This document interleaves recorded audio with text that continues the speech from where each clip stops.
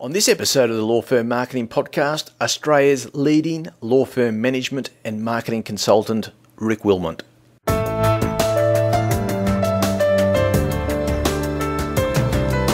Welcome to the Law Firm Marketing Podcast, proudly sponsored by Australia's leading marketing and innovation company, Grow Your Firm, and a big welcome to a number of new clients who have joined the Grow Your Firm community. It's great to be co-creating with you and your firm. Now, if you want to join the growing number of law firms who are benefiting from the vast collective wisdom of our experience in working solely within the legal industry, then contact Grow Your Firm at www.growyourfirm.com.au or simply call 1300 886 322.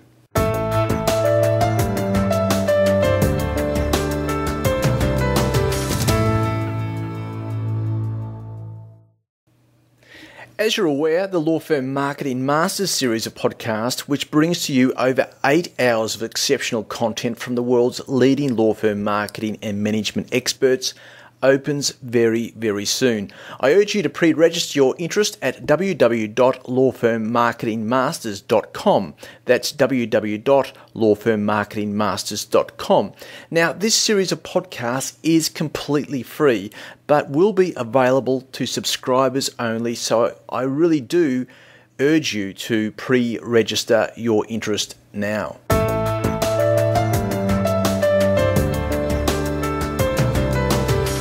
Ric Willmot is unquestionably Australia's leading law firm management consultant. He is the founder of Executive Wisdom, an organisation that works with professional services firms throughout the world on creating high-performing businesses.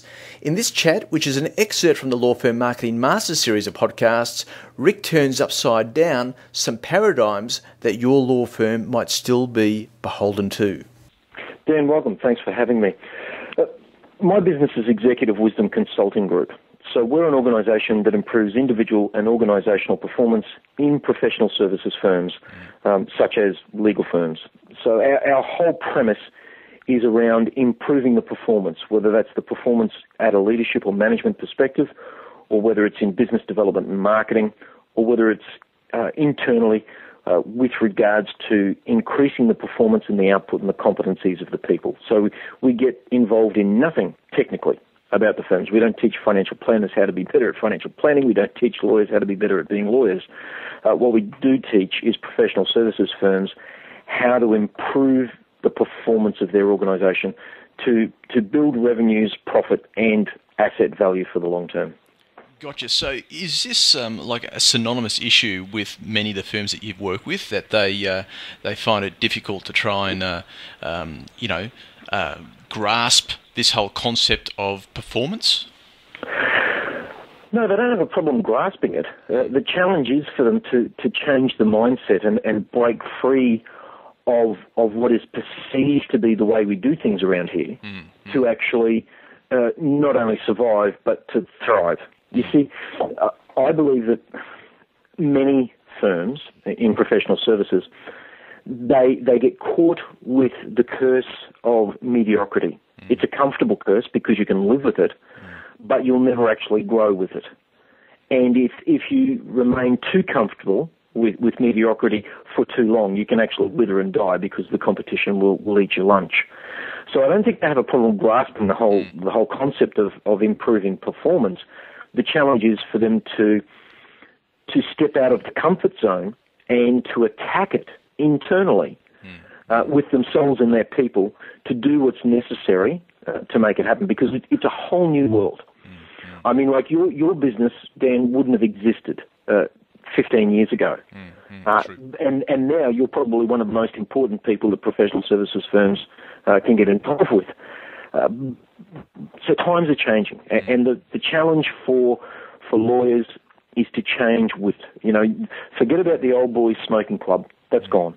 We are now seeing lawyers who are dynamic, who are effervescent, enthusiastic, who are shamelessly promoting themselves in positive ways, and it's necessary. I mean, once upon a time, lawyers couldn't advertise, and now they can. the world's changed. They have to change with it if they want to survive. Yeah, true. And it's just not a culture issue, is it? I mean, culture plays a significant part of a firm being mediocre, but it's there's more to the story than just that, isn't there? Well, the culture is defined by the behaviours. Yeah. So it's a behavioural issue. And if the behaviours are exemplified by the leaders of an organisation as to what's necessary, then it becomes a lot easier. The challenge is when you have firms that might have partners in very senior positions who are mature in years and were successful by dint of in years gone by and in bygone eras because of their expertise, because they were known to be the best and because they went to a certain school and had their networks. They were successful. That doesn't hold true that it will work for the younger people these days because it's not that ensconced anymore and it's much more dynamic and fluid. So that the culture is determined by the behaviours. The behaviours are something that has to be approached at every level within the organisation. I mean, you cannot have the senior partners in a firm saying, look, this is how we want you to do it, and then they continue to do what they've always done. True.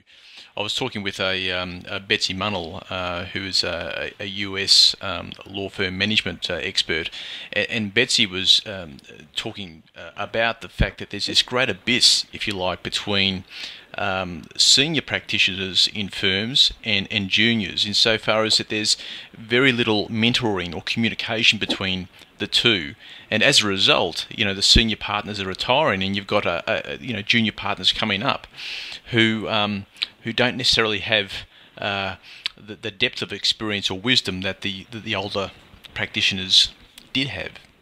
Is that something that you see? Every single day. Yeah.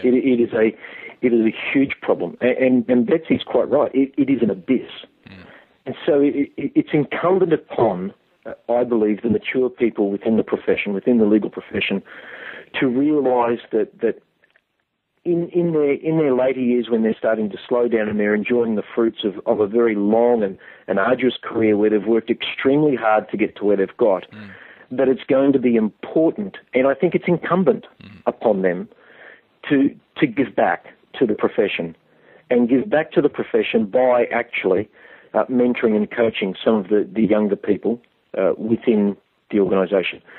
And you'll have to put aside the differences in attitudes.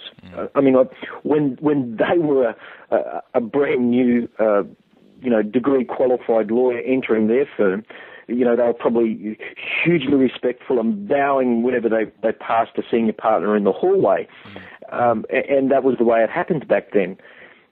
And it doesn't happen now. So some of them may have to get past this attitudinal conflict that they have, where there doesn't seem to be this depth of deference to people from the younger ones.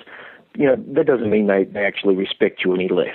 It's just a different style, and it's the young people style. And who's to say that it's right or wrong? It's just different. Yeah. But you have to give to get, and I believe that it's important. We can't afford for these people to exit the profession and retire without somehow passing on down the gift of knowledge that they have. I mean, human beings, the Homo sapien species, has always worked by telling stories and transferring learning and experience and knowledge through storytelling and through speaking, sitting around the fire in the cave and telling the stories. We connect with storytelling, which is why we all still go to the movies. Yep. I think it's important for these senior people to tell their stories before they actually leave the profession, because there's an abundant wealth of value that's inside of them, and it just has to be shared.